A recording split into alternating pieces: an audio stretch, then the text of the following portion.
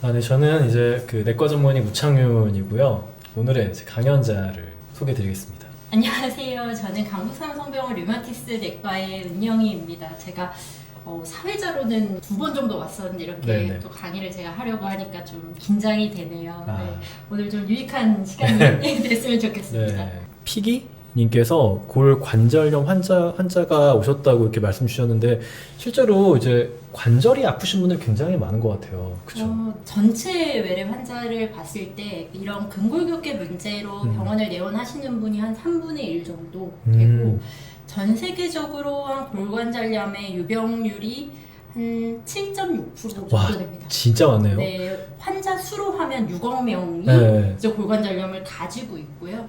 우리나라 데이터에서는 50세 이상에서 한 35%. 그니까요. 그 말씀 주신 그 6.5%도 사실 연령대가 뒤에 몰려 있는 그쵸. 거니까 어느 시기가 되면은 나랑 내 친구들 뭐 10명 중에 한 서너 명씩은 다 아프고 그 나머지 6, 7명도 조금 아프다지 이게 불편할 정도로 많이 네. 아픈 건 아니지만 어느 정도 통증은 정말 다들 앓고 있고 한 번씩은 또 생애 주기에서 네. 좋아지더라도 한 번씩은 그 아픈 시기를 경험하시는 분들이 정말 많은 것 같아요. 맞습니다. 꼭 골관절염이 사실 아니더라도 이제 관절통이나 네. 근육통은 다양한 원인으로 이제 있을 수 있으니까 일단 오늘의 주된 주제는 이제 골관절염이기는 한데 골관절염 이외에 이제 질문 미리 이제 들어온 거 맞아요. 보니까 이제 네. 관절 아프신 분들의 뭐 간단한 그런 네. 부분들에 대해서도 조금 같이 이야기를 네. 드리도록 하겠습니다. 그래서 일단은 저희가 간단하게 이 관절염 왜 오는지 잠깐만 뭐 이야기 드리고요. 저희가 그 닥터 프렌즈 채널에서 저희가 셰프님들이 좀 여러 가지 질문을 미리 해주신 게 있어가지고 그 이야기를 또 이어서 좀 해보도록 하겠습니다. 관절염 이게 그냥 생각하면은 보통 관절이 아프다잖아요. 네. 주로 이제 뭐 면역이나 이런 거 말고 아픈 이유는 뭘까요? 그냥 단순히 노화일까요? 사실은 이제 저희가 골관절염, 네. 뭐 그리고 다른 말로는 이제 퇴행성 관절염이라고도 하니까 이게 네. 퇴행성 관절염이면 이건 그냥 나이 들면 다 생기는 맞아요. 병인가 보다 이렇게 이제 생각을 할 수가 있고 모두가 나이 들면 똑같이 아플 것 같은데 네. 사실은 그렇진 않습니다. 단순한 노화라고 보기에는 분명히 노화가 이제 중요한 위험 인자이기는 하고 나이가 들면 들수록 이런 골관절염의 위험도도 올라가고 훨씬 더 많이 생기지만 사실은 나이가 든다고 모두 생기는 건 아니고요. 우리가 이제 어떤 질환을 이야기하든 빼놓을 수 없는 게 이제 유전인데 관절염도 유전인가요? 네, 관절염도 유전이 있습니다. 네. 어떻게 생각하면 내가 사실 환자분들 중에 나는 나이가 아직 안 많은데 골관절염이 벌써 왔어요 하시는 분들이 있거든요. 그게 이제 뭐 반복된 사용이나 직업적인 부분도 물론 있지만 거기에 이제 유전적인 요인도 있습니다. 경우에 따라서는 이제 이런 관절을 구성하는 뭐 중요한 이제 단백질 유전자, 콜라겐 같은 유전자의 변이가 있거나 하는 경우에는 정말 20대, 30대에도 아주 여러 관절에 이제 골관절염이 생기는 경우도 있거든요. 그래서 사실 우리가 골관절염을 단순한 노화로 생각하면 안 됩니다. 그래서 요거는 사실 하나의 병인데 문제는 증상이 아주 다양합니다. 이게 네. 같은 골관절염이라고 하는데 누구는 뭐 러닝도 하고 네. 뭐 골프도 치고 다 하는데 누구는 누워만 있고 인공관절 수술 다 해야 하고 이런 이제 증상의 차이도 아주 크고 이런 환자분들을 저희가 이제 가장 쉬운 검사가 엑스레이인데 엑스레이를 찍어보면 그 엑스레이 상에서의 그런 그 정도도 다 차이가 있거든요. 그래서 이제 이게 어떻게 생각하면 하나의 병이기는 하지만 다양한 증상을 가지고 있는 증후군이라고 이야기를 할 수도 있겠습니다. 근데 그러면은 어떤 게 사람마다 이게 너무 다른데 또 사람들이 관심이 많은 게 어떻게 하면은 나는 좀 덜 걸릴 수 있을까? 좀 증상이 좀 경미할 수 있을까 해가지고 나오는 두 가지가 네. 운동이랑 먹는 거잖아요. 사람들 그렇죠. 관심 있는 게. 그렇죠. 어때요? 근데 운동은 좀 직관적으로 이해가 돼요. 네. 근데 먹는 것, 시기는 관절염에 있어서는 좀 어때요? 사실 좀 뭐 어떤 시기가 관절염에 아주 좋다 그래서 무조건 이렇게 먹어야 된다 이런 거는 없는데 일단은 사실 이제 뒤에서도 이야기가 나오겠지만 체중이 골관절염의 이제 큰 위험 인자입니다. 그래서 그렇죠. 네. 그러다 보니까 이제 고칼로리 시기 같은 건 좀 피하는 게 좋고 그리고 이런 골관절염에 도움이 되는 걸로 알려진 시기가 섬유질이 많이 함유된 아. 시기, 그리고 저희가 흔히 이제 지중해식 식단이라고 아, 하는 그런 네. 채식이 많고 좀 그리고 염증을 줄일 수 생선을 있고. 먹고 네. 고기는 이제 그런 좀 줄이는 이런 식단이 이런 골관절염에도 도움이 되는 걸로 알려져 있습니다. 그래서 네. 그런 식단의 일단 기본은 전체적으로 약간 그 오메가 9이나 3를 많이 먹어서 전체적인 염증을 좀 줄이고 그렇죠. 단백질 함량이 좀 많아가지고 충분한 이제 뭐 그쵸 단백질 섭취 근육을 좀 유지할 수 있는 그 두 가지. 근데 사람들이 보통은 뭐 건기식이 되게 많잖아요. 네, 관절에 좋다고 하는. 맞습니다. 네. 그러면 또 생각할 수 있는 게 그런 게 들어있는 식사나 이런 어떤 원물들이 있잖아요. 네, 흔히 말하는 뭐 연골 같은 것도 먹는 그렇죠. 그쵸? 그런 것들을 먹는 게 조금이라도 뭐 관절염에 좀 더 도움이 된다 이런 데이터도 혹시 있는지도 좀 궁금하거든요. 사실은 네. 이제 뭐 주로의 데이터는 이제 그런 음식보다는 이걸 저희가 성분으로 정제를 해서 이제 건강보조식품으로 나오는 뭐 예를 들어 콘드로이친이나 네. 글루코사민 이런 데이터기는 한데요. 네. 이제 콘드로이친이나 글루코사민 같은 경우는 사실 뭐 의견이 분분합니다. 어떤 연구에서는 이거 좀 도움이 됐다 이렇게 했는데 저희가 이제 연구가 나온 것들을 이렇게 쭉 모아서 봤더니 이게 그렇게 도움이 되는 것 같지는 않다. 뭐 일부 연구는 도움이 된다고 하지만 일부 연구들은 또 도움이 안 된다는 이야기들이 많고 그래서 저는 사실 외래에서 근데 이게 이제 우리나라 환자분들의 좀 특성인 것 같은데 건강보조식품 진짜 좋아하시거든요. 어디나 그럴 거예요. 네. 그러니까요. 이걸 네. 내가 이걸 먹어서 어쨌든 내가 내 건강을 위해 노력하고 있다는 그쵸. 이제 네. 느낌인데 사실 우리가 운동하는 것보다 그쵸. 먹는 게 편하죠. 네. 아무래도 편하고 좀 지속하기 좋고. 네, 쉽다 보니까 이제 환자분들이 많이 물어보시거든요. 나 그럼 콘드로이친 먹을까요? 글루코사민 먹을까요? 하면 저는 보통 어떻게 말씀드리냐면 의학적으로는 효과가 불분명하다. 뭐 네. 도움이 될 수도 있고 도움이 되지 않을 수 있는데 그래서 조금 사서 드셔보시고 내가 먹었는데 조금 증상에 도움이 된다. 그럼 뭐 드셔서 해가 되지 않으니 그건 드셔도 된다. 근데 내가 먹어서 별로 차이가 없는데 돈 많이 들여서 사서 드시지는 말고 그렇게 하시라고 하고요. 음식 같은 경우에 뭐 그래서 뭐 이제 도가니탕 이런 거 네. 그런 네, 뭔가 푹 고운 것들 네. 먹으면 좋을 것 같다는 느낌이 있잖아요. 네, 근데 뭐 데이터가 없습니다. 그쵸, 그리고 그쵸. 사실은 그런 것들은 이게 다 흡수가 다 분해되고 흡수되는 그쵸, 거니까 네. 뭐 그게 다른 이제 식단에 비해서 특별히 더 도움이 될 거다 그렇게 생각은 잘 안 합니다. 그래서 사실 이제 무엇보다 중요한 거는 이제 골고루 잘 드시고 그리고 이제 운동하고 이런 것들이 이제 훨씬 중요한 부분이기는 합니다. 앞서 말씀 주신 대로 오히려 이게 정말 그 근육이 빠질 수 있는 식단들 네. 생각보다 나이 드시면 불편하니까 이게 단백질 먹기 힘들잖아요. 맞아요. 네, 그래서 오히려 그런 식사라든지 너무 흔히 말하는 이제 그 뭐 첨가물이 많은 이런 염증을 좀 만성적인 염증을 유발할 수 있는 식사들이 마찬가지로 관절염에도 좀 안 좋다라고. 그렇죠. 네. 안 좋죠. 그러니까 식단으로 악화시킬 수는 확실히 있다. 네, 좋게 하기는 사실 어려운데 네, 안 좋게 할 수는 확실히 있다. 네. 이게 이제 그런 걸 이제 많이 드시는 게 네, 사실 네. 도움이 되지는 않을 건 이제 자명하죠. 네. 그러면 혹시 이게 주로 관절염을 많이 호소하는 부위가 무릎일 것 같긴 한데요. 네. 실제로 외래에서 만나보시면 그런가요? 실제로는 이제 가장 많이 오는 부위는 손하고 손, 무릎이고요. 그리고 이제 고관절 같은 경우는 생각보다는 조금 덜 합니다. 이게 이제 인종적인 특성이 있어서 사실 서양인들은 고관절 퇴행성 골관절염이 되게 많은데 동양인은 조금 서양인에 비해서는 적은 걸로 되어 있고 네네. 그리고 이제 발목 같은 경우는 연골 자체가 이제 무릎이나 다른 관절보다 좀 더 저항성이 있거든요. 네네. 이게 좀 더 그 하중이나 이런 걸 잘 견디도록 설계가 되어 있어서 오히려 발목 같은 경우도 생각보다는 골관절염이 많지 않은데 대신에 이제 발목은 우리가 다치기 쉬운 부위라서 농구하면은 엄청 삐어요. 그쵸. 네. 삐고 다치고 계속 충격에 가해지고 그러다 보니까 이제 그런 것과 연관해서 2차적인 이제 골관절염이 생기는 경우는 있습니다.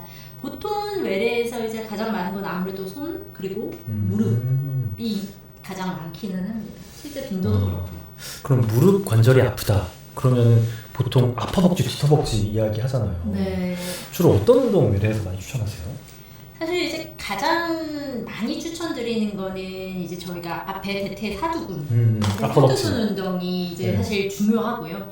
사실 저희가 이제 실제로 외래에서 진료 볼 때 이제 대퇴 사두근의 힘이나 두께를 이제 확인해 보는데 네. 이게 이제 운동을 안 해서 대퇴 사두근이 약하면 같은 엑스레이 소견에서도 통증을 훨씬 심하게 호소하시는 경우가 많은데 네. 이게 이제 어떻게 생각하면 그게 이제 저희 하체에서 제일 큰 근육이거든요. 그러다 보니까 이게 우리 몸에 이제 우리가 서 있으면 그 체중을 다 이제 무릎이 이제 무릎, 발목 이렇게 네. 지게 되는데 네. 그거를 이제 대퇴사두근이 짱짱하면 그 근육이 이제 나눠서 져주는 거거든요. 그래서 이제 기본적으로는 대퇴사두근을 이제 강화시킬 필요가 있는데 사실 그것뿐만 아니라 우리가 서 있을 때 뒤쪽 근육이 약한 경우가 되게 많거든요. 맞아. 우리가 맨날 앉아 있으면은 딱 만져봐도 뒤에 근육이 좀 풀려 있거든요. 네. 네, 이완돼 있다는 느낌이 좀 드는데 뒤에 근육이 앞에 근육보다 훨씬 더 좀 키우기가 일상생활 속에서 좀 어려울 것 같긴 하네요. 그렇죠. 어렵죠. 네. 그리고 사실은 뭐 저희가 특히 이제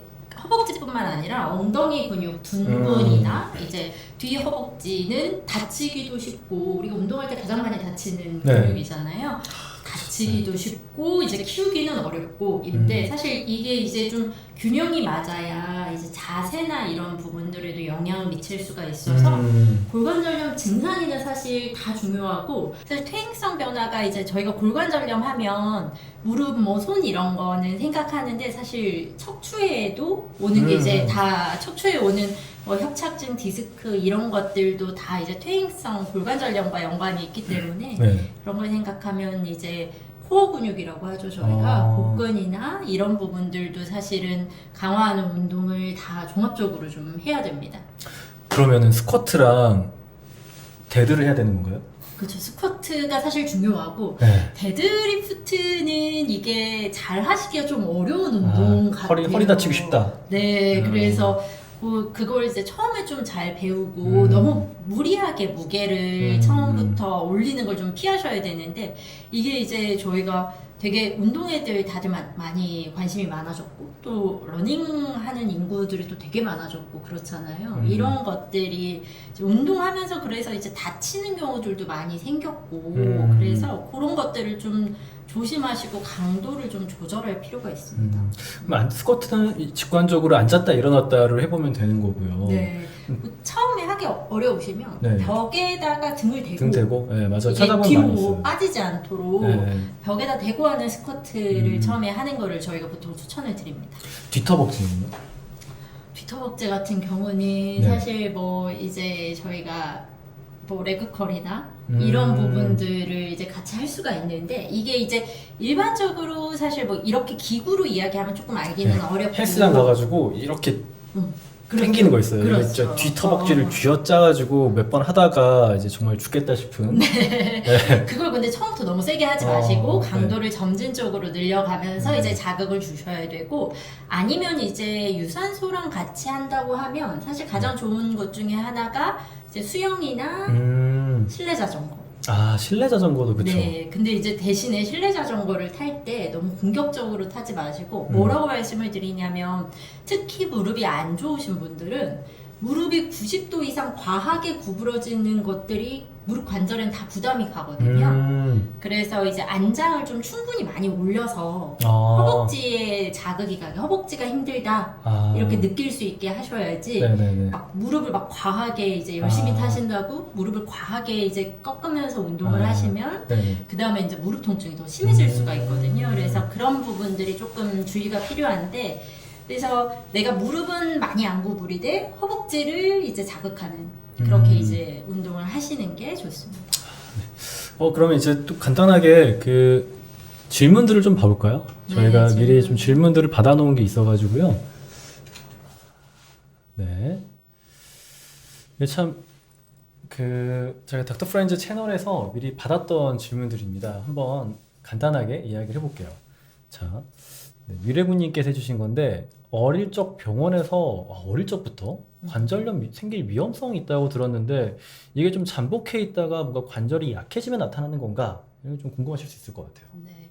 이게 이제 어릴 적에 위험이 있다고 했던 게 이제 원인이 여러 가지가 있는데 원인이 여러 가지가 있을 수 있을 것 같은데요. 하나는 뭐 반복적으로 좀 다쳤거나 그래서 주변부에 이 관절이 사실 뼈하고 뼈만 있는 게 아니라 뼈 끝에 이제 연골도 있고 그 주변에 이제 인대도 있고 힘줄도 있고 근육도 있고 하거든요. 그래서 이런 것들이 종합적으로 잘 유지가 돼야 이제 관절 건강을 유지할 수가 있는데 이게 선천적으로 되게 나 관절이 유연해 하시는 분들이 있어요. 있어요. 저희 와이프가 그래요. 네. 그래서 네. 이게 막 꺾어보면 뭐 이렇게 네. 엄청 많이 꺾이고 저희가 가장 간단한 테스트로는 이렇게 그 엄지손가락 뒤로 젖히면서 앞으로 젖히고 뒤로 젖히면서 저도 좀 많이 꺾이는 편인데 그러네요. 저는 이게 이렇게 진짜 안 이제 되는데. 닿는 거를 체크하는데 네. 이런 이제 관절의 유연성이 있는 게 내가 관절이 유연해서 좋다고만 보기가 조금 어려운 게 이게 너무 유연하다 보면 주변부에 이제 관절을 잡아주는 인대나 이런 것들이 조금 헐겁다는 의미일 수가 있거든요. 그러면 이게 다른 이제 관절의 안정성이 조금 나이가 들면 들수록 더 떨어질 수가 있어요. 이게 나이 들수록 골관절염이 많이 생기는 이제 원인 중에 하나가 관절 주변의 인대나 힘줄들이 나이 들면서 아무래도 탄력이 떨어지거든요. 네. 그러다 보니까 이제 더 잘 생기는 건데 선천적으로 유연한 분들은 내가 선천적으로 그런데 좀 더 여유가 있는 거거든요. 그러다 보니까 좀 더 이런 이제 관절염이 나중에 생길 위험이 높은 거고 네. 다른 하나는 이제 내가 어릴 때 다쳤거나 예를 들어 맞아. 뭐 다쳐서 관절면이 있는데 골절을 입었거나 혹은 이제 꼭 관절면이 아니더라도 골절을 입고 나서 네.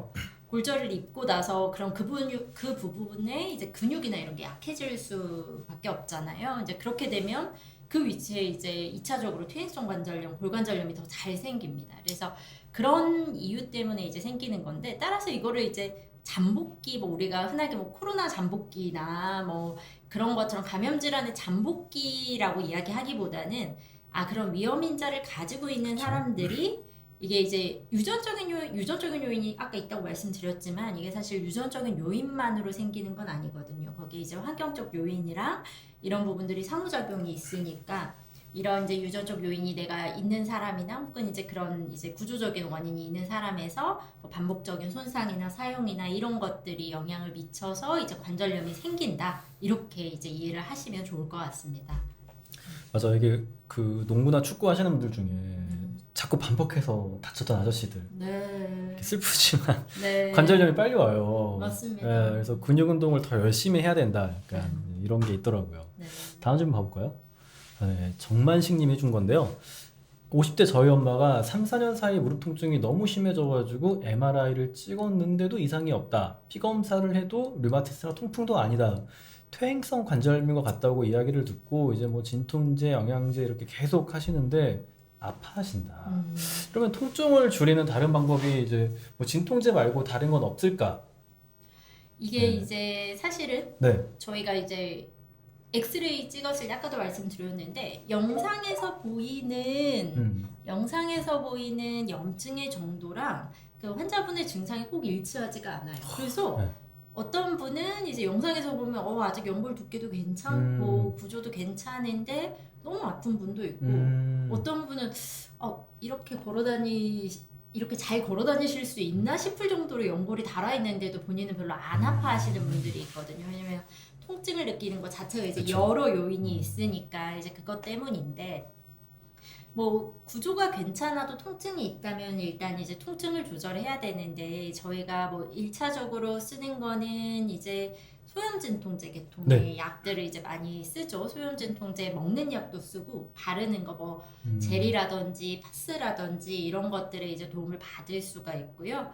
근데 뭐 이런 약으로 충분히 잘 조절이 안 될 때 이제 좀 도움이 되게 쓸 수 있는 것들이 뭐 이제 이런 관절염의 증상을 경감시켜주는 다른 종류의 약들이 있습니다. 그런 것들을 이게 뭐 아보카도 그 소야 혼합물이나 뭐 이런 것들 몇 가지 종류의 약들이 있거든요. 그런 약들을 이제 저희가 시도해 볼 수가 있고 약물 이외의 치료라고 한다면 뭐 일단 구조가 괜찮으면 당장에 수술할 상황은 아니니까 일단은 이제 말씀드린 것처럼 운동이 중요한데 이게 뭐 사실 이제 무릎 통증이 계속 있으면 아무래도 운동을 하시기가 어렵거든요. 그러니까요. 네. 그런 경우에 이제 저희가 추천드리는 게 이제 물에서 그러니까 수영을 뭐 물에 떠서 해도 좋고 아니면은 이제 그 물에서 걷기만 해도 걷기만 해도 왜냐면 그렇게 저항이 되면 걸리니까. 그쵸. 네. 그리고 내 체중의 부하는 물이 같이 나눠져 주면서 이제 내가 근육 운동을 할 수가 있으니까 그런 것부터 해서 운동량을 차츰차츰 늘려가실 필요가 있고요.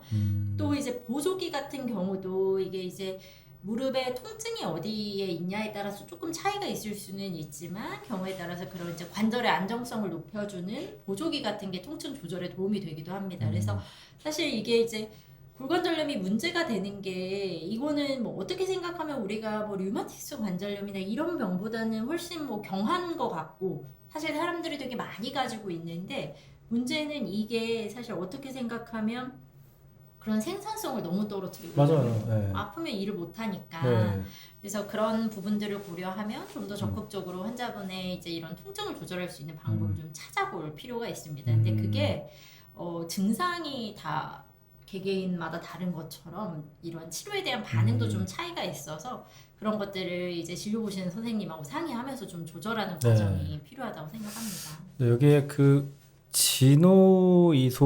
뭐야? 하여튼 네. 지아에노 ISO님이 그 재밌는 질문을 주셨는데 그 저희도 뭐 그 장 같은 경우에도 이제 그 과민성 이제 이런 경우에는 실제 그 그냥 통증 민감도가 다른 거잖아요. 그래서 내시경으로 봤는데 멀쩡하지만 어떤 사람은 그냥 산이 닿았을 때 더 통증을 과하게 느끼는 맞아요. 통증 민감성 정도가 다른 건데 관절도 마찬가지로 앞서 말씀 주신 대로 누구는 정말 많이 깎여 나가서도 통증을 좀 덜 느끼고 이런 것들이 그런 염증이나 어떤 이런 물리적 자극에 대한 이 그쪽에 분포하는 신경의 어떤 민감성 정도가 조금 다른 이유들도 좀 있나요? 맞습니다. 그런 민감성 정도도 차이가 있고 또 네. 일반적으로 여성에서 남성보다 통증을 비슷한 정도일 때도 여성에서 더 통증을 심하게 느끼는 걸로 이제 되어 있거든요. 그런 걸 보면 호르몬의 영향도 있고 그리고 이게 꼭 그 이제 관절 자체에 이제 통증을 느끼는 신경의 과민성뿐만 아니라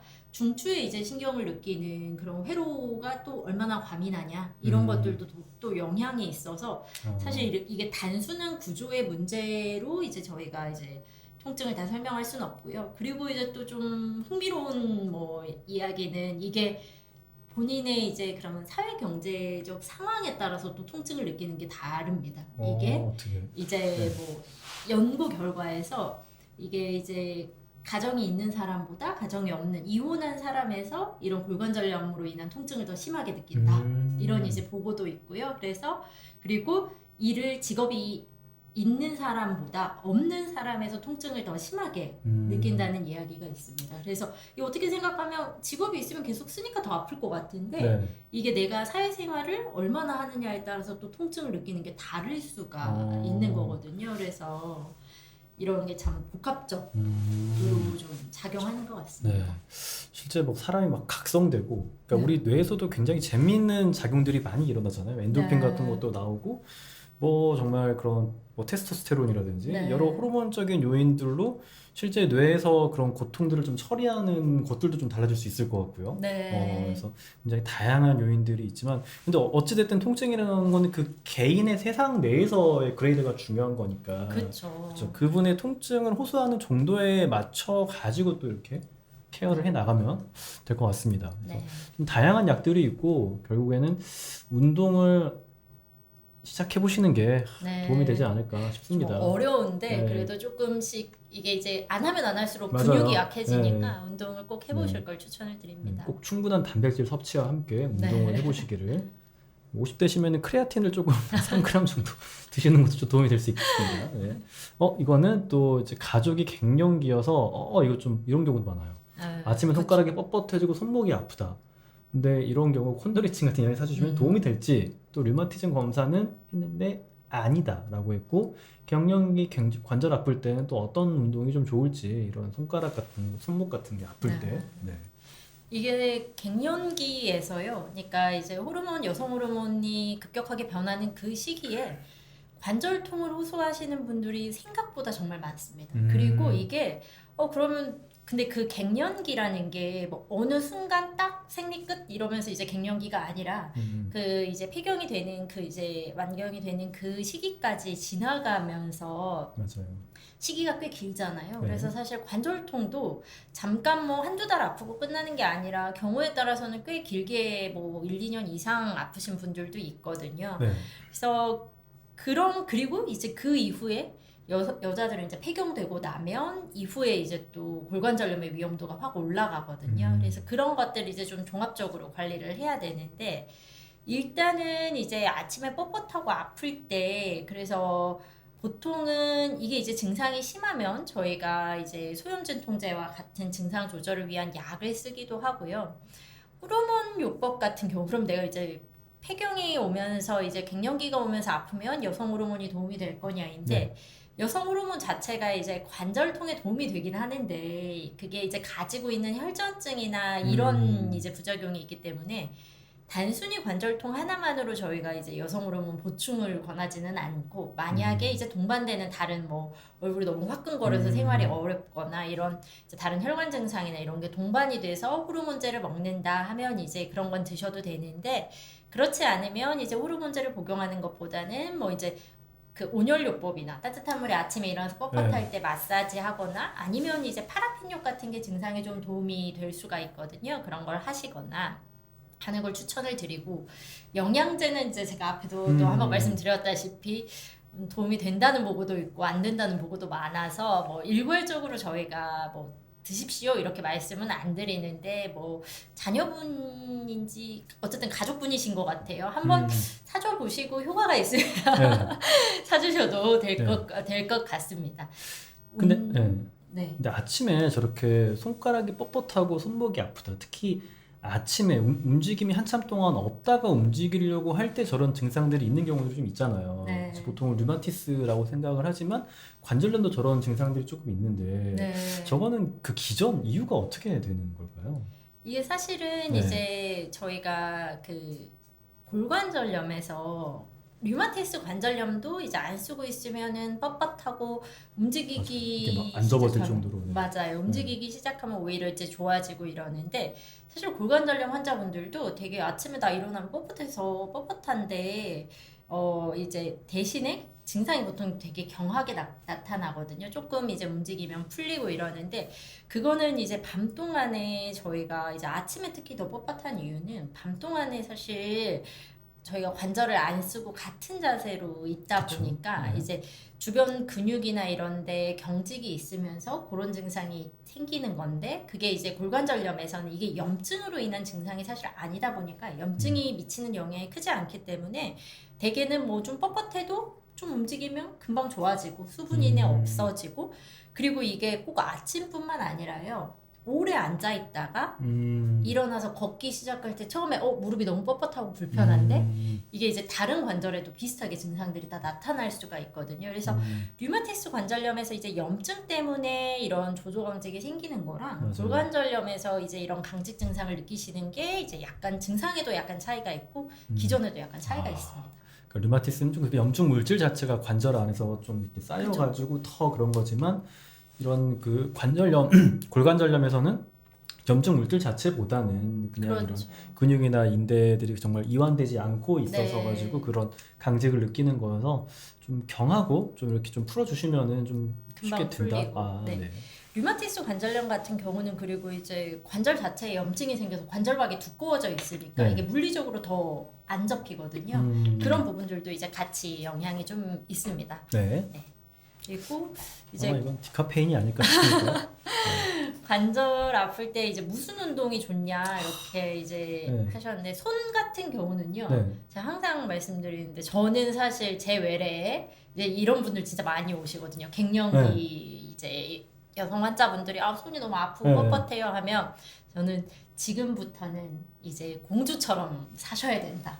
집에서 손에 쓰지 말고 진짜요? 아끼고 가장 중요한 건 이런 작은 관절들이 이제 소모품이거든요. 우리가 운동 선수들이 이제 예를 들어서 투수는 팔꿈치 관절염이 잘 생기고 이제 뭐 농구 선수나 이렇게 무릎이나 이런 데 관절염 잘 생기는 것처럼, 많이 쓰면 쓸수록 이게 쓴다고 다 생기는 건 아니지만 아무래도 쓰면 이제 관절염의 위험도가 올라가거든요. 그리고 아프기 시작하면 그때부터는 더 아끼시는 게 좋습니다. 그래서 항상 가족분한테 청소도 가족분을 시키고 아, 그래요?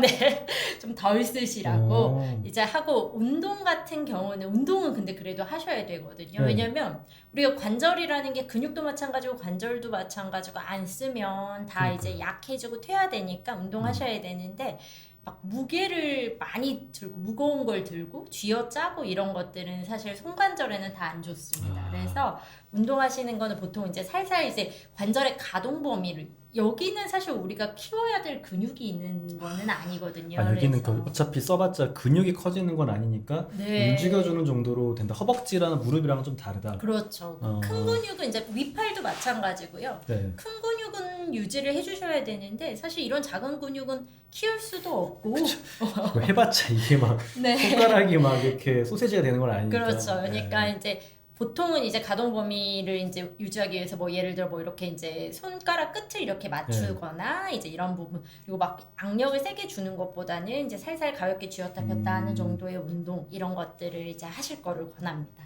손 같은 경우는 그렇습니다. 네.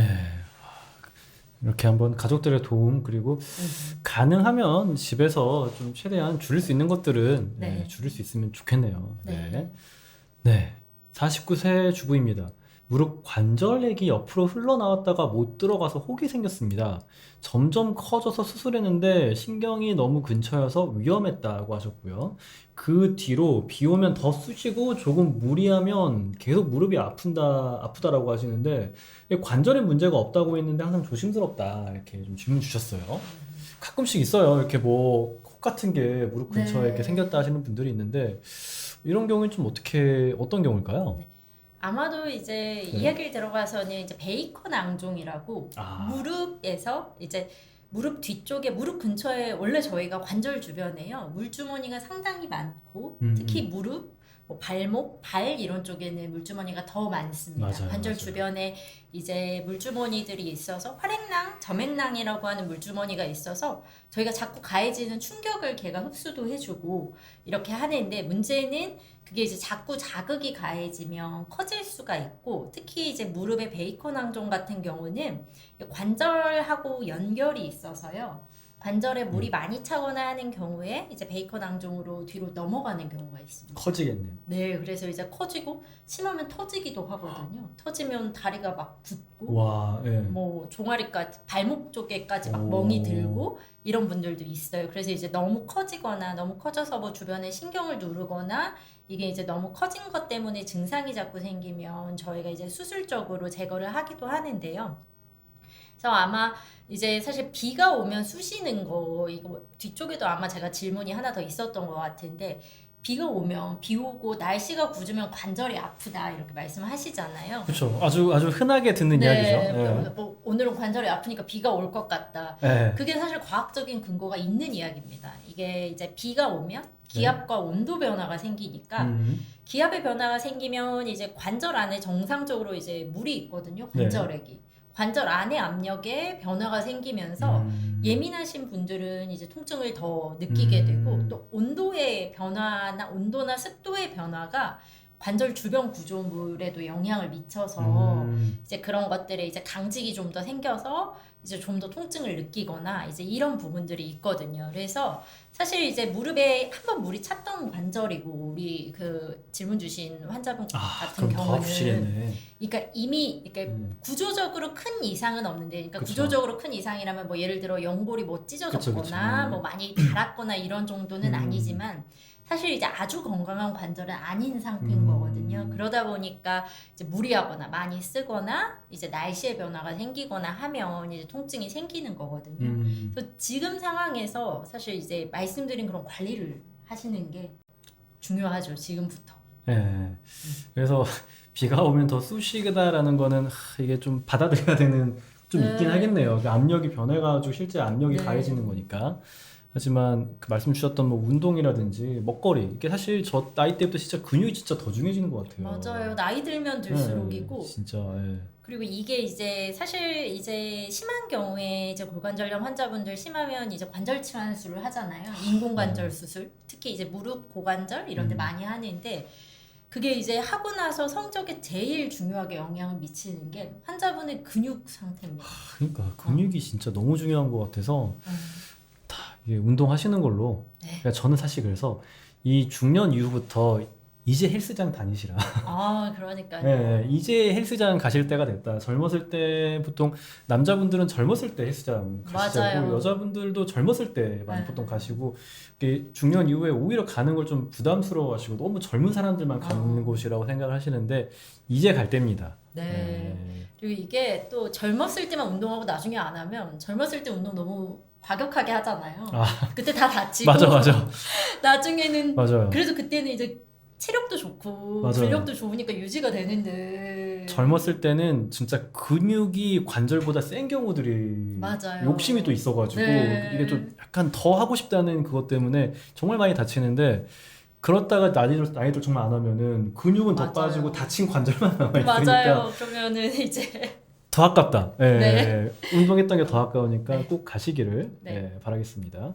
추석 때 됐으니까 이번에 또 가족들끼리 한번 헬스장으로 가시면 좋을 것 같네요. 네, 인대를 한번 다친 이후 발목이 너무 아파요. 아, 이거 정말 저 농구인으로서 공감합니다. 아, 좀만 많이 걸어도 금방 아파서 활동이 많은 날은 테이핑이 필수다. 테이핑까지 하신다. 무릎과 발목을 강화시키는 방법이 있을까? 일상에서 할 수 있는 관리 루틴이요. 일상에서 일단은 사실 네. 이게 이제 통증이 많이 생기면 충격이 가해지는 걸 좀 줄이는 게 좋긴 하지만 이제 걷기만 해도 아프다고 하면 사실 이제 테이핑 같은 거는 실제로 관절의 안정성에 도움이 되니까 이거는 좀 해주시는 게 좋고요. 그리고 사실 강화시키는 방법은 뭐 너무 계속 같은 이야기를 하고 있는데 운동이 이제 중요하고 또 발목. 하나는 발목 같은 경우는 그 균형을 잡는 게 중요하거든요. 자세가 중요하고요. 아, 자세. 이게 이제 평발이나 이제 이런 그 발의 아치나 이런 게 깨져 있는 환자분들은 발이나 이제 발목에 가는 부담이 더 심해지니까 그런 것 때문에도 이제 통증이 생길 수가 있거든요. 골관절염이 없더라도.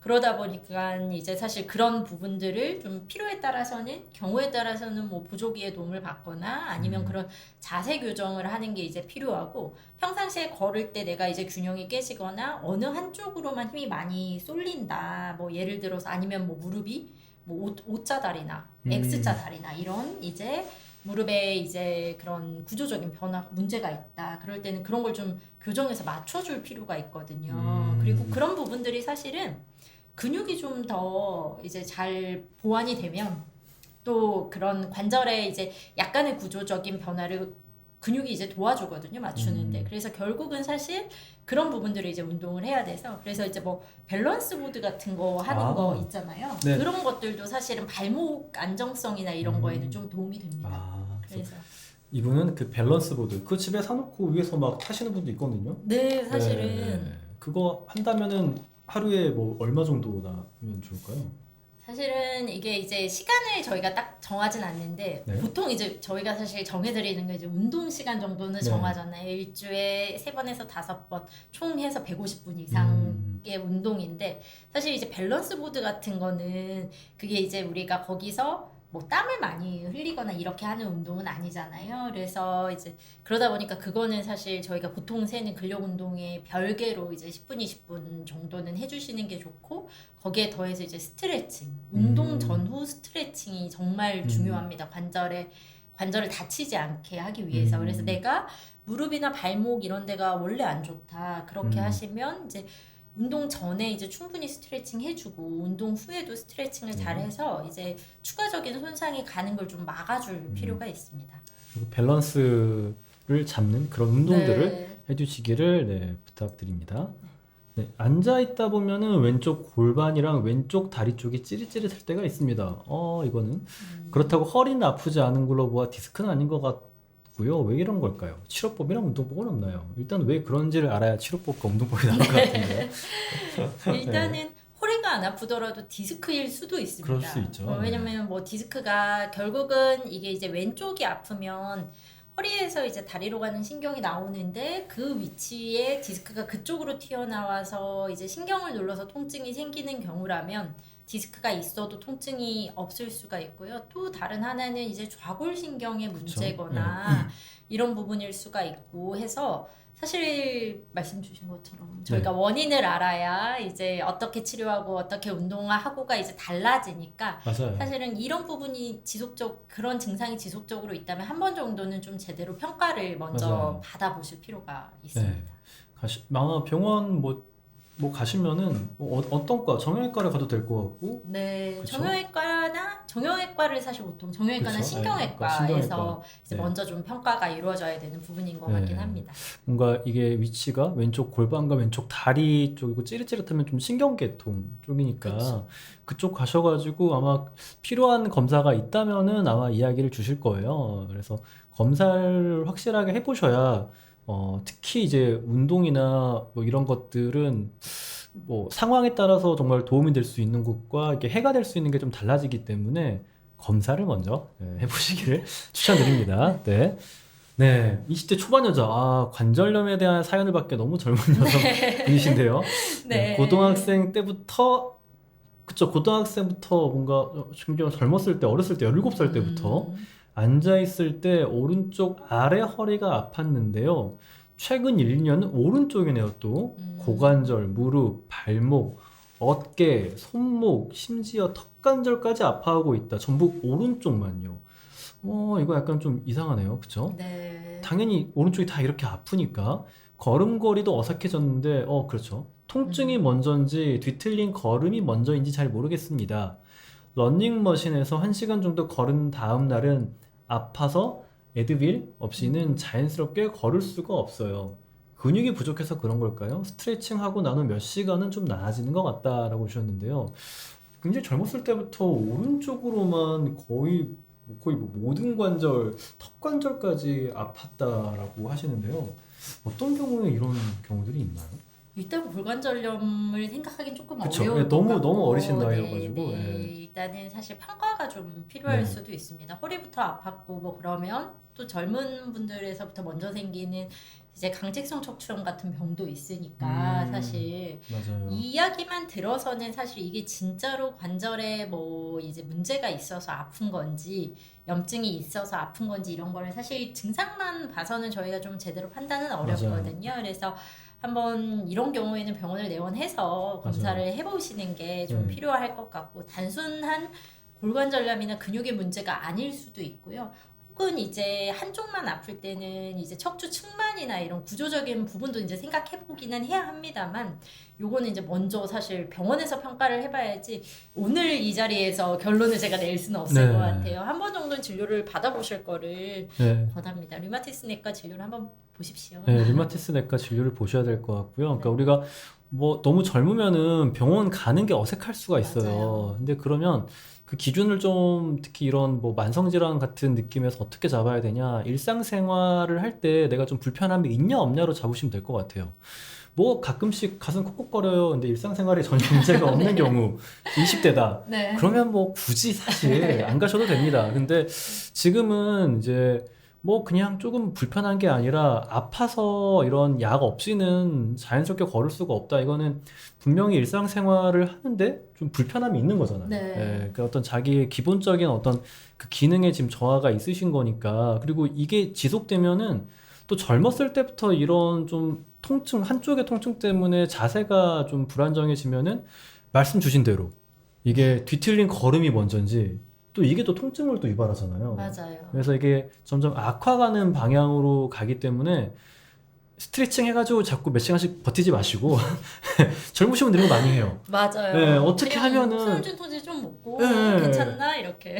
내주면 다 괜찮고 다 병원 안 가고 네. 어떻게 약 먹고 어떻게 스트레칭 하면은 또 견딜만 하단 괜찮은 것 말이에요. 같으니까. 견딜만 해요. 그렇게 막 몇 년씩 버티시는 경우들이 있는데 그러지 마시라. 이미 사실 이분도 한 3년 버티신 거죠. 네, 그렇죠. 최소- 고등학생 때부터니까. 최소 3년 버티신 거니까 이제는 좀 가실 때가 된 것 같다.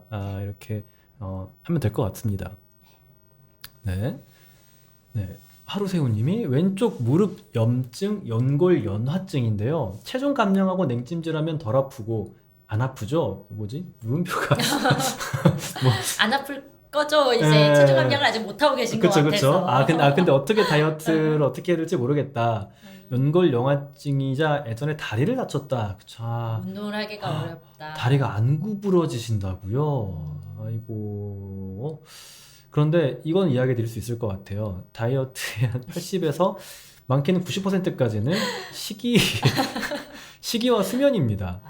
예. 운동은 사실 저희도 너무나 이렇게 비만하신 분들은 오히려 뭐 걷는 거 외에 운동은 사실 추천드리지 맞아요. 않고요. 왜냐면 하기가 오히려 어렵죠. 부상을 당하고요. 부상을 당하게 되면은 더 우울해지고 그래서 오히려 더 많이 먹게 되는 악순환이 있어가지고요. 일단은 식사 시기를 한번 좀 보셔야 되고요. 특히 이렇게 뭔가 자기 신체 기능에 어떤 문제가 생기면 굉장히 우울하고 불안해져요. 맞아요. 그런데 저희가 뭐 동물 실험, 뭐 인간도 당연히 마찬가지고요. 동물 실험을 해봐도 우울과 불안, 스트레스가 있을 때는 조금 더 달고 기름지고 짠 음식에 대한 선호도가 올라가요. 그래서 이게 분명 스트레스여가지고 지금 식사하시는 것들의 퀄리티가 굉장히 안 좋아져 있는 악순환이 있을 거여서 다이어트는 일단 그래도 일단은 시기 안 좋은 것들 정말 뭐 액상과당 제가 싫어하는 음료수 음료수랑 과자만 일단 집에서 치워보자. 네. 예, 그렇게 하면 선순환이 또 돌아갈 것 같아요.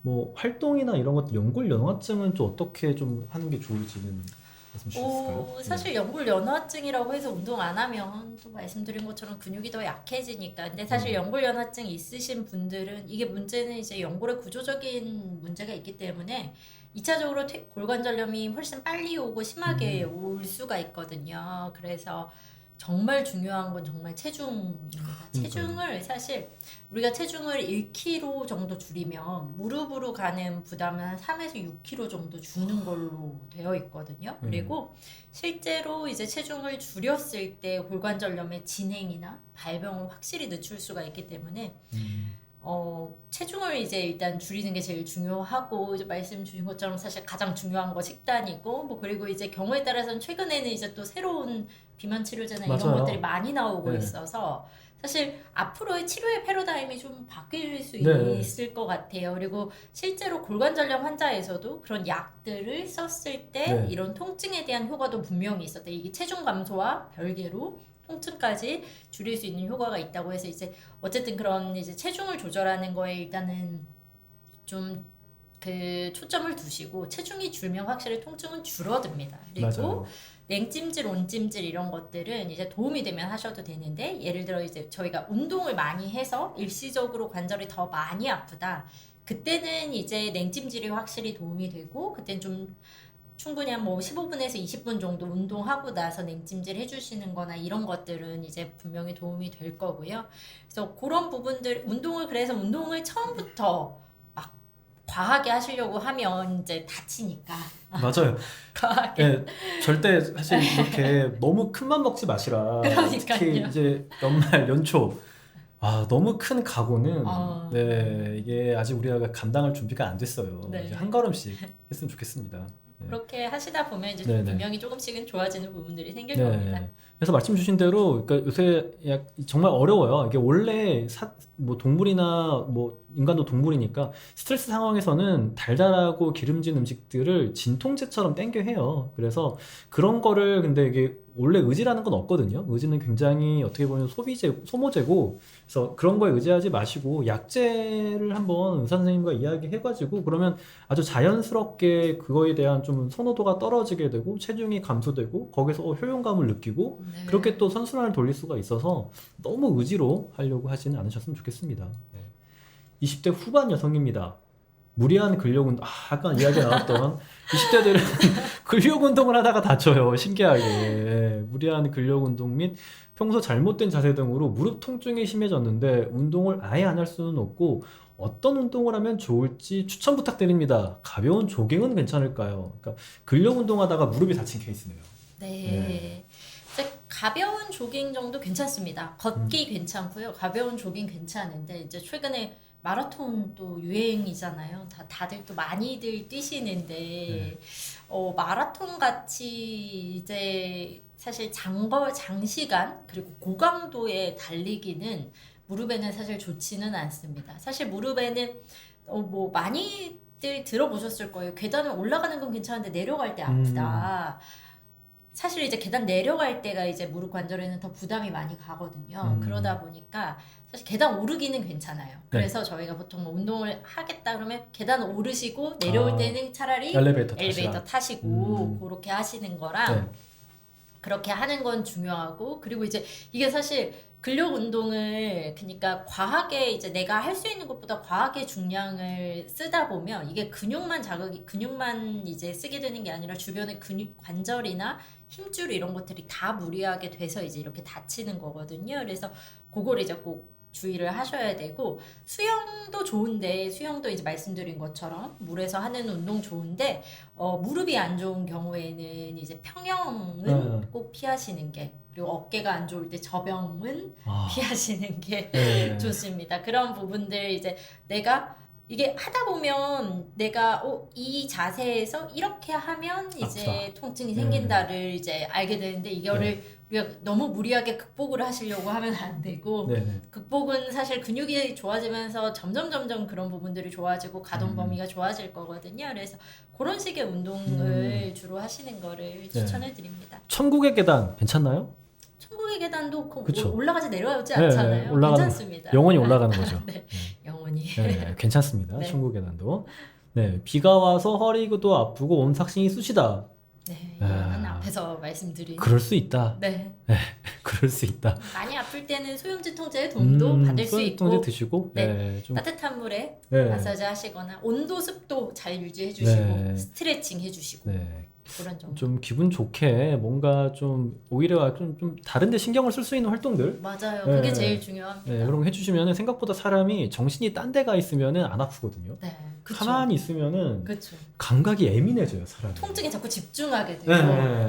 네. 그냥 가만히 앉아 계시보면은 이게 손끝, 발끝 어딘가 불편하구나라는 걸 보통 느끼거든요. 그래서 군대 때 군의관 하다 보면은 그렇게 친구들이 가만히 휴대폰이 없으니까 뭔가 자기 몸에서 감각이 이상한 부분이 있다는 거 오는 경우 되게 많아요. 젊은 친구들이. 근데 그 친구들도 이렇게 자기 몸의 감각에 집중해 본 적이 처음인 거죠. 그쵸. 좀 우울한 상황에서. 근데 너무 이게 또 계속 인지를 하니까 더 신경이 맞아요. 쓰여서 이렇게 이제 막 악순환이죠.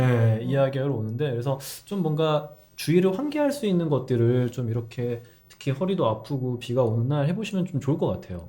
뭐 재미있는 뭐 넷플릭스를 보는 것도 도움이 될 수 있을 것 같습니다. 걸으면서. 네, 걸으시면서. 걸으면 더 좋죠. 네. 51세 학원 강사입니다. 근육 키우려고 헬스하다가 와 이거 진짜 이런 무릎을 찢어졌어요. MRI 판독 결과 반월성 그거 있잖아요. 그게 10년 전에도 오른쪽 찢어졌었는데 그때 수술 권유 받았는데 침 맞으면서 어찌어찌 버티다 보니 괜찮아졌었다. 근데 이번엔 또 왼쪽이 터졌다. MRI 찍은 병원은 수술을 권유했고 정형외과 두 곳을 더 가봤는데 뭐 세컨 오피니언 받아보신 거죠. 한 곳은 주사 치료, 한 곳은 운동과 물리 치료 처방을 해주더라고요. 뭐 침은 안 맞고 있는데 다시 침 맞을까 고민됩니다. 왜 이렇게 연골 찢어진 것에 대한 처방이 여러 가지일까? 현재는 걷기는 무리였고 무릎을 꿇는 건 아프고 조금 무리해서 서 있으면은 3일 정도 쑤시는 정도이다. 굉장히 어렵네요. 네, 이게 사실은 연골, 그러니까 반월판에 손상이 있는 경우인데, 그런 이제 반월판에 손상이 있을 때 이제 수술적으로 이제 관절경으로 주로 들어가죠. 네. 관절경으로 해서 이제 그런 연골을 부분적으로 절제를 해서 이제 구조를 맞춰주고 이런 게 이제 얼마만큼 도움이 될 거냐. 경우에 따라 이제 사실 환자에 따라서 조금 다 차이가 있습니다. 이게 반월판이 찢어진 정도와 주변 구조, 그리고 환자의 나이나 근육 상태 이런 것들이 종합적으로 좀 영향이 있어서 사실 그거를 이제 어떤 방법이 더 옳다 이거는 사실 없고요. 그래서 이제 그걸 이제 어떻게 보느냐에 따라서 이제 조금 수술을 먼저 할 거냐 아니면 조금 더 두고 볼 거냐의 이제 부분이 차이가 있는 것 같아요. 그래서 그런 부분이 사실 하나로 이게 이거는 무조건 이렇게 치료해 이렇게 정해져 있는 부분이 아닙니다. 이게 그렇기 때문에 의사 간의 견해 차이가 좀 있을 수가 있고요. 그래서 사실 그 중에 어떤 게 맞다 이렇게 이제 말을 하기는 조금 어렵기는 하고, 이전에 침을 맞고 좋아지셨다고 했는데 침 같은 경우는 이제 도움이 되는 경우도 있다고 이제 연구에서도 침을 맞아서 도움이 되는 경우들이 있다고 이제 보고가 있기 때문에 뭐 근데 연구 결과는 언제나 이제 환자 상태가 다 너무 다양하다 보니까 다 똑같이 나타나는 건 아니에요. 근데 이전에 이제 환자분이 침을 맞고 좀 도움이 됐다고 하면 뭐 나 침 다시 시도해보겠다? 뭐 못하실 이유는 없다고 생각합니다. 물론 저는 침에 대해 잘 모릅니다만 그런 것들도 이제 조금 도움이 될 수는 있고 걷는 거는 무리가 없고 이제 꿇는 게 아프다고 하셨는데 무릎 꿇는 거, 무릎이 90도 이상 이렇게 구부러지는 거 제일 안 좋습니다. 그래서 사실 의자에 앉는 게 괜찮고요. 이게 우리나라 사람들이 다 소파가 있는데 소파에 안 앉고 바닥에 앉아서 그 양반 다리. 그러죠. 양반다리하고 소파에 있는 기대 있잖아요. 음. 사실 그게 이제 무릎이나 고관절에는 안 좋습니다. 제일 안 좋은 자세 중에 하나예요. 소파로 앉아서 좀 이용하시는 게 조금 도움이 될 수 있고 무릎을 꿇고 이제 사실 집안일이 집안일 하는 게 골관절염에 제일 안 좋거든요. 왜냐하면 뭐 행주 빨거나 걸레 빨거나 이렇게 뒤틀어 짜는 거 그리고 이제 무릎 꿇고 뭐 걸레질을 한다거나 뭐 이런 부분들이 다 안 좋으니까 그런 것들은 사실 좀 피하는 게 좋고 이게 이제 지금 정도 이제 증상이 막 많이 심해지지 않으면 뭐 그런 이제 보존적인 치료, 다른 이제 치료 방법들을 시도해보고 나서 이게 이제 통증이 정말로 찢어졌을 때 초반에 이제 통증이 심하다가 그때 이전에 이제 어찌저찌 좋아졌던 것처럼 이렇게 시간이 지나면서 또 자연히 좀 통증이 줄어드는 분들도 있거든요. 그런 경우가 있으니까 증상을 좀 보시면서 치료 방향 결정해도 될 걸로 생각합니다. 이게 답이 하나만 있으면 저희도 쉬운데 사실 이게 답이 아주 좀 다양한 문제이기는 합니다. 좀 아주 뭐 급하지 않다면은 말씀 주신 대로 좀 고민을 더 해보시면서 네. 결정을 해도 괜찮지 않을까 하는 거고요. 지은이 지은님이 아프다고 할 때 딴 생각하라고 알려자더라고. 아 그건 아니고요. 그러니까 뭐 약을 이제 당연히 드실 수도 있고, 근데 맞아요. 통증에 집중하면 분명히 더 그 통증이 계속해서 더 우리를 힘들게 하니까 이제 그럴 때 조금 더 즐거운 것들을 우리가 좀 찾아보자. 생각보다 이게 그 특히 이제 뭐 중년 이후 분들도 그렇고요. 이게 생각보다 내가 뭔가 재미있는 것들을 더 찾아가야 돼라는 거에 대한 의욕이 없으신 경우가 생각보다 맞아요. 되게 많아요. 이야기 나눠보면은. 그래서 취미생활, 그러니까 진짜 이제 중년 이후부터 헬스도 배우시고 취미생활 같은 것도 이제 좀 배워보시라. 근데 그런 거를 당연히 여유도 있고 시간도 있고 있는데 그냥 내가 그런 걸 하는 게 좀 남사스럽다라고 생각하시는 맞아요. 분들이 좀 계셔서 그런 재밌는 것들을 좀 더 찾으시려는 노력을 하면은 전반적으로 다 좀 더 좋아지지 않을까 해서 드렸던 이야기입니다. 네. 네, 마지막으로 이제 마지막 질문 해볼까요? 네. 네, 이게 시간이 벌써 이렇게 한 시간이 지나가지고 금방 갔네요. 네, 60대 후반 어머니 와 훌륭하시다. 취미로 배드민턴을 10년 넘게 치고 계십니다. 그런데 몇 년 전부터 무릎이 아플 때가 있어서 정형외과 가서 물을 빼고 물리치료 받고 오면 괜찮다고 합니다. 분기에 한 번 가다가 최근에는 2달에 한 번으로 빈도가 높아진 것 같아요. 그래도 어머니께 관심이 굉장히 있으시네요. 그러니까요. 선생님이 1기, 2기 사이라고 하면서 4기가 되면 수술해야 한다고 하셨는데 어머니는 별거 아닌 양 똑같이 운동하시더라고요. 아예 뛰는 운동을 하면 안 되는 건지 얼마나 심각한 건지 어떻게 관리해야 하는지 알려주세요. 배드민턴. 배드민턴이 이제 또 뛰어서 이제 어, 이런 스위스 아직까지 굉장히 10년을 하셨으면 강력하게 하고 네. 계시구나. 네. 그럴 것 같은데 일단은 1기에서 2기, 4기를 이야기하셨던 거는 아마도 이제 엑스레이에서 보는 그 정도 연골 손상의 정도를 가지고 말씀을 해주신 것 같아요. 사실 이제 뭐 4기가 됐다고 다 수술을 해야 되냐는 아니지만 이제 기수가 높아지면 아무래도 통증이나 이런 자꾸 물이 차거나 이런 문제들이 이제 부가적으로 있을 수가 있으니 이제 수술을 하게 되는 경우가 있는데 이게 이제 골관절염 있을 때 관절 아플 때 사실 좀 어려운 것 중에 하나가 제 외래에 오는 환자분 중에 또 골프 치다가 손이 아파요. 정말 많이 오시고 나 테니스 스쿼시 치는데 팔꿈치가 너무 아프다. 뭐 그리고 이렇게 이제 배드민턴 치는데 운동하는데 나 무릎이 아프다, 발목 아프다 이렇게 진짜 많이 오시거든요. 네. 계속 그 취미 말씀하셨잖아요. 이게 진짜 계속해요. 중요해요. 네, 이게 계속합니다, 근데. 그래서 저는 이제 어떻게 생각하냐면 이게 네. 내 인생에 너무 중요하다. 네, 나 네, 이거 네. 안 하면 너무 우울하고 네. 이거 안 하면 내가 삶에 낙이 없다. 그러면 우리가 관절이 아프다고 이런 것들을 다 안 할 수는 없거든요. 대신에 그러면 그런 것들을 좀 보조할 수 있는 방법을 찾아야 되는데 예를 들어서 이제 우리 이제 그 사연분 같은 경우 어머니 같은 경우는 무릎에 물이 많이 차고 뭐 아마도 물 빼고 뭐 주사 맞고 이런 치료를 하셨을 거예요. 그런 이제 무릎에 물이 차고 이제 부담이 있는 상황에서는 운동을 일시적으로 좀 쉬거나 경하게 하시고, 그리고 경우에 따라 이제 말씀드린 그런 보조기나 이런 것도 좀 도움이 될 수가 있고, 사실 통증이 심하시지는 않은 것 같아요. 물이 찰 때만 아마 물 찬 것 때문에 한 번씩. 압력이 높아져서 이제 그 하시는 걸 수 있는데, 이게 이제 물이 차는 것도 구조적인 문제 때문에 이제 물이 자꾸 차는 경우도 있거든요. 이런 경우는 뭐 예를 들어 뭐 바늘판 같은 게 찢어져 있거나 그래서 이제 반복적으로 물이 차는데 이게 너무 자주 찬다. 이런 경우에는 또 아까 그 앞의 경우랑은 조금 다르게요. 수술적 치료가 또 도움이 될 수도 있습니다. 그래서 그런 것들을 이제 환자분이 지내시는 증상이나 이제 뭐 물이 차는 빈도나 이런 것들을 보고 이제 결정을 해서 정할 수가 있고요. 사기가 돼서 이제 하는 수술은 당연히 인공관절 수술이고, 그 앞에 이제 그런 것도 도움이 될 수가 있는데, 사실 일상생활 하는데 문제가 없으면 그런 거를 꼭 해야 되는 건 아니에요. 근데 이제 너무 이제 과하게 이제 운동을 하는 거, 이제 충격이 자꾸 가해지면서 이제 물이 자꾸 찬다고 하면 그런 것들은 조금 강도를 좀 조절하실 필요는 있겠다. 이제 그렇게 스매싱을 네. 조금 덜 하시는 걸로. 맞아요. 그러니까 플레이 스타일을 좀 바꾸시는 것도 좀 도움이 될 수 있고요. 그리고 이제 저희 정형외과 친구도 같이 농구하는 애가 있는데 막 수술하고 계속 농구해요. 근데 이제 좀 플레이 스타일을 바꾸고, 그리고 이제 뭐 농구 경기 끝날 때마다 이제 아이싱.